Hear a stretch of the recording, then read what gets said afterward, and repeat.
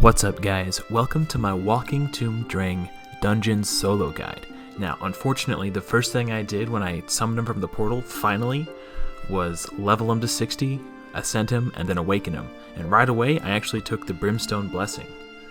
But unfortunately I didn't think about the ramifications of that. I didn't stop to think maybe I should test him out first to see if he can solo these dungeons without Brimstone. So in order to do this video I actually had to change my blessings to something that's not going to deal a ton of extra damage, a little bit more innocuous, for the sake of the integrity, so you know if you can do this without him being awakened or not. And then I'll show you what you can do without Brimstone, and then I'll pay the 200 gems to switch back, so you can see the improvement. So let's get into it. Attacks all enemies. When fully booked, has 100% chance of placing HP burn on all enemies for 2 turns. This debuff cannot be resisted. And that's very important because normally when you're building solo champions, you have to build their resistance and their accuracy and their defense and their HP and their speed. But with Dreng, you don't need accuracy. His debuff can't be resisted. So that makes him extremely easy to build for a solo champion. And then his A1, it attacks 2 times and instantly activates the damage from the HP burns on the target after he attacks. And then the A3 resets the cooldown of his A2. This and this together are what make him so good, and this is why you want to take that Master Hexer. The stats that we have here is 72,000 HP, 3,500 defense, 211 speed. This could be better, and it will improve if I get a better banner, but we'll go over that in a second. And he's got 325 resists. So this is the only resist banner I had for Night Revenants.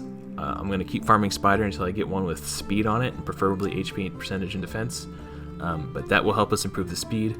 And this amulet, it does not have much resistance. Again, we'll keep farming Spider until we get a better one, but the ring is really good. So defense with a ton of HP and even more defense. So yeah, we have defense percentage gloves, and HP percentage chest, and speed on the boots. That's the most important things. And then these stats. More HP is obviously better, so I'll show you what Masteries I chose. I wanted Whirlwind of Death because, as I showed you earlier, he only has 211 speed, so increasing his speed by 6 for each enemy killed up to 18 gives us an extra 18. Obviously that's good. The more turns you take, the more healing you get from regen, the faster your cooldowns reset, etc, etc. Speed is good. And I needed all these over here, so I can only take 1 from each. So we went with Grim Resolve, because we couldn't take Heart of Glory. We just wouldn't have been able to reach Whirlwind of Death if we did that way. So we went crit rate into Grim Resolve to increase our damage by 5% if we're at low health. We get the extra speed. Wrath of the Slain gives us more damage because our allies are dying with the solo runs. Then we have Kill Streak, and then into War Master. Now I had to choose between Kill Streak and Methodical. Methodical only increases the damage of the A1, and it only does it by 10%. Kill Streak increases all damage by up to 12%. And then into Support, we take the more HP. We take increases the value of heals cast by this champion by 5%. This actually does increase the value healed by Immortal and Regen sets. Increases the amount of healing and value of shield by 10% if they're below 40% HP. This is important because we do get low sometimes, and that extra little bit of healing helps, and it's the difference maker. And here, if we're under a stun, we get even more healing, 15%. And this is important on Dragon because Scorch stuns. So this will help us recover from that big hit. And then here we have more speed for each dead ally, up to 24. So 24 speed here, 18 speed on the other tree gives us good speed. And then for the waves, this helps a lot. 10% heal for the first time an enemy dies. And then we take Arcane Celerity to get a turn meter boost whenever one of our HP burns falls off. This helps us out during the waves. I went ahead and took Lure of Steel to get an extra little smidge of HP from the Immortal set. If you don't have an Immortal set, maybe take Evil Eye instead. But the most important mastery out of all these, in my opinion, is Master Hexer. And in my opinion, this is even more important than War Master. So make sure you get Master Hexer, because this has a 30% chance to increase the duration of all of his HP burns. First, we're going to start with Dragon 25. Now, with or without Brimstone, the waves are never an issue. I'll do a time lapse here just to get us to the boss sooner, but I want you to be able to see he doesn't need it to get through the waves.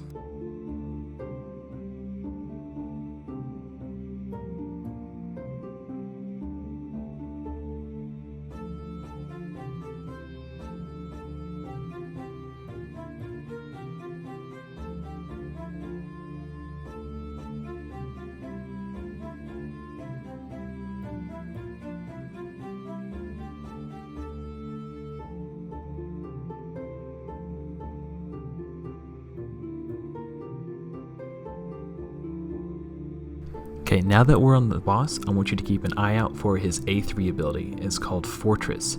There it goes right there. And you can see it will reduce the cooldown of his A2. It happens really fast, but whenever he does this, it's almost as if he skips a turn. I mean, it does hit, but sometimes it will refresh the cooldown of the HP burn, and he'll apply another HP burn instead of attacking with his A1, which causes him to miss a lot of damage. And as you'll see, it becomes a very important factor in this fight. Each time the dragon uses Scorch, it deals increasing damage. That one dealt 58,000 damage, and the next one hits even harder. As you can see, it deals 78,388 damage. And as you can see in his build, he has 72,259 HP. So how did he survive the hit? It's easy. It came down to his HP aura. This All Battles aura gives him an extra 6,939 HP for a total of 79,198 HP. So he survived with about 1,000 HP, so that was a very close call. More HP, it would have been less close, but anything less and he would have been a goner.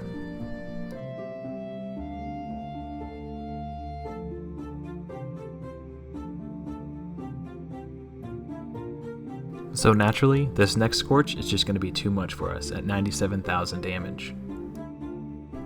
But don't worry, I've got a plan B. If we go into the team setup menu in the custom AI, we're going to turn off his A3 for the final round, and I think this is going to give us more damage. Now the waves are never an issue, so let's jump straight to the boss.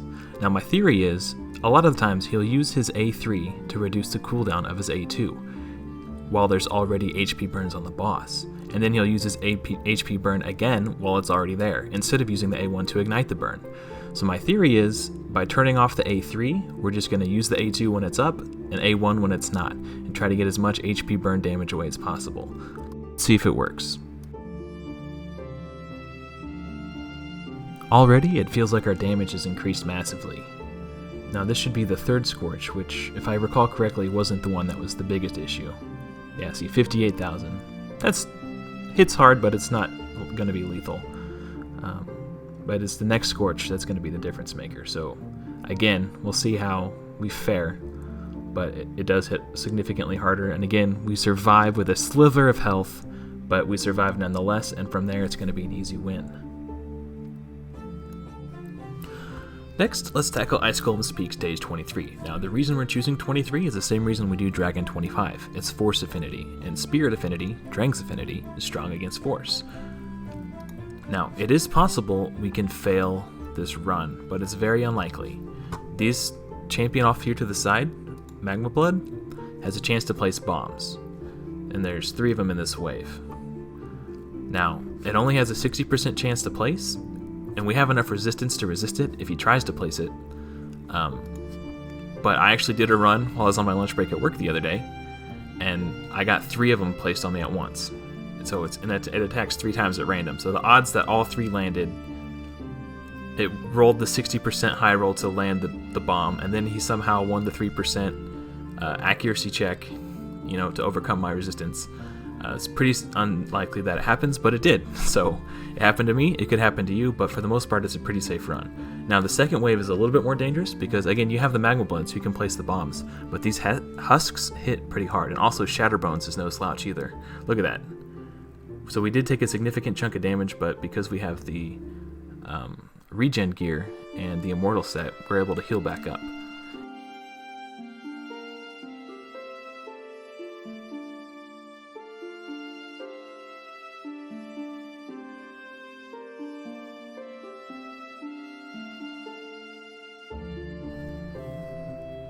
And because his default AI as with the default AI of all champions, is to attack the side adds first. He's actually getting those burn ignitions, which deal damage to the boss too. And damage dealt to the boss through HP burns and poison won't... Where's it at? Is it this one? This one. Frigid Vengeance. Attacks all enemies one time whenever his HP drops below 80%, 60%, 45%, 30%, and 15%. Now, if he's dropped below these thresholds by damage from HP burn or poisons, these don't trigger. And as you may have noticed, it hasn't yet. So that's what makes Dreng so good and able to solo this boss. As you can see, he's already almost dead and he hasn't tried to revive once. It's actually pretty easy. No brimstone needed. And next, let's go over Spider's Den. Now, I've tried to do 20, and I had a hard time just because without being strong affinity, you don't get the weak hits. I tried 23, and while I couldn't do it in this build, I think it would be possible with a lifesteal build if you can achieve similar stats. But he can do 19, which is probably not that impressive to a lot of you. But I just want to show you that he can do it with the Immortal and Regen gear pretty easily. And 19 is still somewhat efficient, but I think it would be better to do 20, 23, 24, 25, stuff like that. But like I said, I think if he had lifesteal gear, he could do 23. And actually, him being able to reset the cooldown of his HP burn with his A3 is actually pretty clutch in the spider, because the spider suicides all the little spiderlings, gets rid of all the burns, and then he's able to reset and apply the burns again. So it actually is helpful in spider. We don't want to take it off.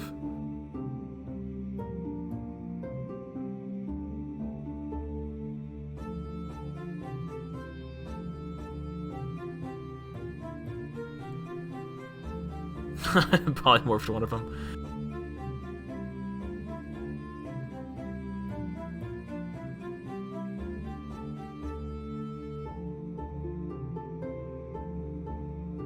So yeah, pretty easy Spider 19. I'm going to go ahead and change this back to Brimstone, and I'm going to show you Dragon 20, or 25, because that was the only one that was actually kind of close. And it's a lot easier with Brimstone. Okay, so let's go back into Dragon 25, since that was the only dungeon we really struggled with in today's showcase. And now that he has Brimstone, I'm going to show you the difference it makes. And we'll jump straight to the boss. Okay, so here we are at the boss. Now, he's only 1-star ascended, so the Smite debuff only has a 20% chance to place per hit. But he has a double hitter A1, so hopefully it'll give us a... There it goes, finally goes on. Now you'll see the difference it makes in damage. Right there, he just took 325,000 damage. Now, I noticed, you see right there, we damaged through the purple health bar on Scorch, and he used Scorch anyway. Now, I already submitted a bug report to Plarium, but they haven't got back to me yet, so now let's see if it happens again. Okay, so we got rid of the purple bar, and then Scorch comes down anyway. But we win much faster. And one more thing, I actually forgot, he could do Nightmare Campaign. He can do 12-6, so we're just going to show you that real quick. I almost forgot. It's not a speed run, but it's just slow and steady.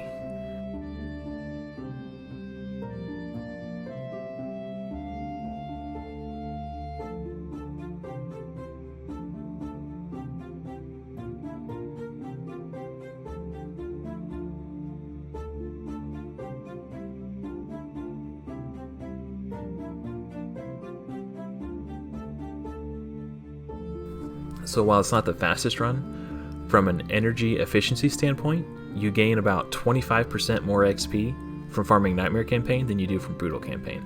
So if you're just trying to get your next 6-star faster, and by faster I mean using less energy spent, so look at all that XP, 19,000 XP, instead of like the 8,000 you'd get per champion farming Brutal. So it's more XP per energy spent. Also, really quick and completely unrelated to Walking Tomb Dreng, I just wanted to give you guys an update. Last week I did a video of an account takeover for my clanmate Now 21, and our goal was to get him to a 1-key Ultra Nightmare. but during that video his Gintoro was not booked. But as you can see, after booking his Gintoro, he's got an easy 1 key. So huge congrats to Now21 for finally getting the 1 key. And in addition to that, I did some re-gearing of my own, and I got my first 1 key. So after building him a 1 key team, it motivated me to finally put in the work to try to get myself to a 1 key, and hard work paid off. Thank you so much for watching, everyone. If you enjoyed the video, please give it a like. And if you'd like to see more of my videos, consider subscribing, as it goes a long way towards helping my channel grow. This is my first Champions Showcase on the channel, so if you enjoyed it and you'd like to see more, let me know in the comments below. Or if there's another topic you'd like to see me cover in the future, feel free to suggest it in the comments as well. That's going to be all for this one. Thank you so much for watching, guys, and until next time, happy raiding.